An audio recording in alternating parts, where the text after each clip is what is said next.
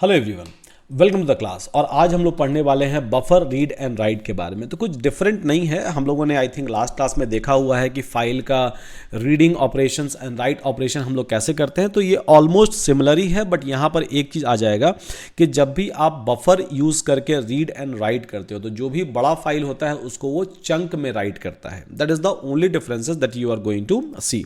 अब उसके लिए एक मॉड्यूल दिया हुआ है पाइथन के अंदर जिसको बोलते हैं आईओ और इनपुट आउटपुट मॉडल। ठीक है, तो ये मॉड्यूल जो है, ये मॉड्यूल हमने यहाँ पर कॉल कर लिया और उसके बाद फिर मुझे क्या करना है, मुझे बफर मोड में file read and write operation करना है। तो सिंपल सा फाइल को आप पहले तो ओपन कर लीजिए। तो एक नया फाइल बना लेंगे test1.txt लेट्स सपोज यहाँ पर, और इसके मोड को ऑन कर देंगे। मोड इज इक्वल्स टू क्या हो जाएगा मेरा WB। ठीक है, राइट बाइनरीज हो गया यहाँ पर as a file, as a F कर दिए।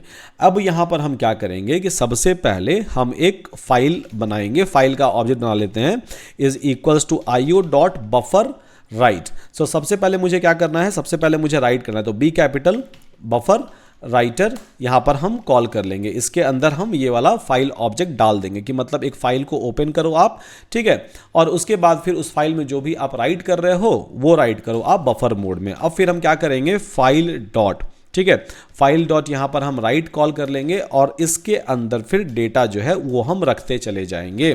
ठीक है, तो यहाँ पर पहले हम बी कर देते हैं, बाइट मोड में डेटा हम लोग राइट कर रहे हैं, और उसके बाद फिर इसके अंदर हम लिख देते हैं this is my first line.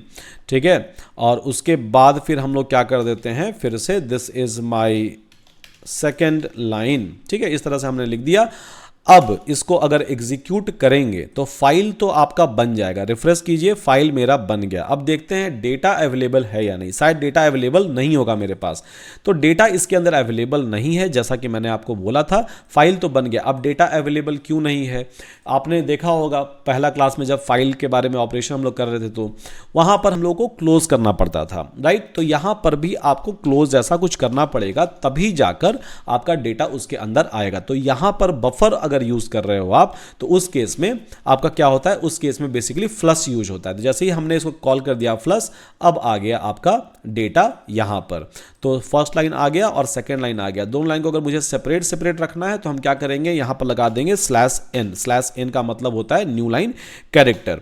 ठीक है, तो /n अगर लगा देंगे और फिर से अगर एग्जीक्यूट कर देते हैं, ठीक है, इसको क्लोज करके फिर से अगर ओपन करते हैं तो अब ये दोनों सेपरेट सेपरेट लाइन में आ गया, क्योंकि हमने लगा दिया था अंत में /n। तो अपने आप ही वो जंप कर जाएगा न्यू वाले लाइन में। तो इस तरह से आप चंक्स में डेटा अगर आपको लिखना है तो आप चंक्स में भी डेटा लिख सकते हो, there is no doubt about it. चलिए इस डेटा को कॉपी कर लेते हैं और इसको लिखने का ट्राई करेंगे हम लोग। ठीक है, तो ये वाला डेटा मेरा हो गया और उसके बाद फिर फाइल पहले क्लोज कर लेते हैं और करके एग्जीक्यूट।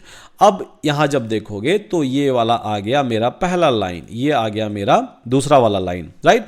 तो इस तरह से आप कितने भी डेटा को छोटे छोटे साइज में आप लिख सकते हो। बाय डिफॉल्ट जो साइज होता है वो होता है 8192 बाइट्स। ठीक है, तो इसको आप बढ़ा भी सकते हो, बफर के साइज को, मतलब एक चंक के साइज को आप बढ़ा भी सकते हो, आप उसको घटा भी सकते हो। अगर आपने कुछ नहीं करा हुआ है तो इन दैट केस वो ले लेगा 8192 आपके लिए। तो इस तरह से मेरा हो गया बफर राइटिंग। अब मुझे अगर रीड करना है, ठीक है, तो राइट तो मैंने कर दिया और जितना चाहिए उतना मैं राइट कर सकता हूं, यहां पर अपेंड भी कर सकता हूं, यहां पर there is no issue at all. अब मुझे यहां पर अगर रीड करना है तो हम लोग यहां पर डाल देंगे विथ ओपन और फाइल का नाम लिख देते हैं। तो फाइल हम लोग को रीड कौन सा करना है, test1.txt यहां पर रीड करना है। ठीक है, और किस मोड में रीड करना है, तो ऑब्वियसली R होना चाहिए इन बाइनरी। ठीक है, यहां पर लिख दिया और एज एफ लिख दिया हमने। उसके बाद फिर एक लाइक ऑब्जेक्ट बना लेते हैं, फाइल ऑब्जेक्ट जो कि रीड करेगा। तो io.buffer यहाँ पर बी कैपिटल, सो बफर बेसिकली रीडर हम लोग यूज कर लेंगे यहाँ पर। उसके अंदर फाइल पास कर देंगे, फाइल का जो ये इंस्टेंस और एलियास बना हुआ है इसको हम लोग यहाँ पर पास कर देंगे एंड देन फाइल को हम लोग रीड करना शुरू करेंगे। ठीक है, रीड करना हम लोग शुरू करेंगे स्टेप बाय स्टेप। तो ये मेरा बन गया बेसिकली फाइल। अब इसको अगर रीड करना शुरू करेंगे तो कैसे कर सकते हैं, तो बेसिकली यहाँ पर लिख सकते हैं हम लोग फाइल डॉट रीड। ठीक है, फाइल डॉट यहाँ पर हम लोग रीड लिख सकते हैं और उसके बाद फिर एग्जीक्यूट कर सकते हैं। और उसके बाद इसको अगर डाल देंगे हम प्रिंट के अंदर तो रीड तो ये कर लिया, बट आपको डेटा दिखा नहीं रहा आपके कंसोल में। तो अगर मुझे डेटा देखना है तो मे बी इसको हम वेरिएबल ए में या फिर डेटा वेरिएबल एक ले लेते हैं, उसके अंदर स्टोर करके और प्रिंट कर देते हैं, या इसको पूरे को आप प्रिंट में रख दीजिए, दोनों काम कर जाएगा, कोई दिक्कत नहीं है। ठीक है, तो यहाँ पर आपने प्रिंट लिख दिया और यहाँ पर आपने डेटा लिख दिया, तो जो भी डेटा मेरा अवेलेबल था, ठीक है, लाइन नंबर 1 / लाइन नंबर 2, वो डेटा मेरे पास यहाँ पर आ गया है। बहुत ही सिंपल सा चीज़ है कि बफर रीड और बफर राइट आप कैसे करोगे। यहाँ पर भी जब आप रीड कर रहे हो तो आप साइज डिफाइन कर सकते हो। ठीक है, सो साइज डिफाइन यहाँ पर आप कर सकते हो कि आपको कितने साइज का डेटा रीड करना है। लेट्स सपोज कि मुझे 10 बाइट ही रीड करना है, तो देखिए सिर्फ 10 बाइट रीड हुआ इस बार। ठीक है, अब मैं यहाँ पर कर दूंगा कि नहीं मुझे 100 बाइट रीड करना है, तो 100 बाइट ही यहाँ पर रीड हुआ।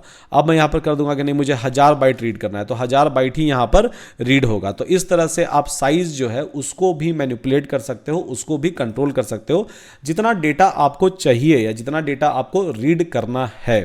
ठीक है, तो उतना ही डेटा ये आपको रीड करके देगा, उसके अलावा डेटा रीड करके आपको नहीं देगा। तो इसको अगर फॉर लूप में रखना है आप फॉर लूप में रख लो, तो उसमें वो chunk by chunk step by step छोटे छोटे टुकड़ों में आपको डेटा लाके दे देता है। तो this is all about a buffer read operation guys. ठीक है, कुछ ज़्यादा डिफरेंट नहीं है ये फाइल रीडिंग ऑपरेशन से, सिर्फ यहाँ पर एक हम लोग buffer reader buffer writer use कर ले रहे हैं।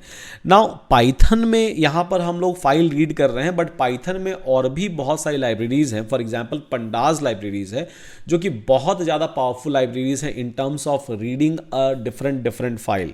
जब हम लोग बात कर रहे होंगे तो आपको काफ़ी ज़्यादा मज़ा आएगा, बट अभी के लिए ये सारी चीज़ें जो है वो सीख के रखो कि अगर मेरे पास कुछ TXT फाइल है, CSV फाइल है, JSON फाइल है, मे बी बाइनरी फाइल है, तो कैसे हम उसको रीड कर सकते हैं, कैसे हम उसमें डेटा सेव कर सकते हैं। क्योंकि at the end of the day data को तो आप रखोगे नहीं लोकल में, राइट, या फिर मेन मेमोरी में, डेटा आपको कहीं ना कहीं फाइल के अंदर सिस्टम के अंदर स्टोर करना पड़ेगा, राइट। तो उसी के लिए ये फाइल्स ऑपरेशंस जो हैं ये बहुत ज़्यादा इंपॉर्टेंट हो जाते हैं। तो with that thank you so much guys, see you again in my next lecture. ठीक है, मिलते हैं अगले लेक्चर में, बात करते हैं बहुत सारी चीज़ों के बारे में फिर से।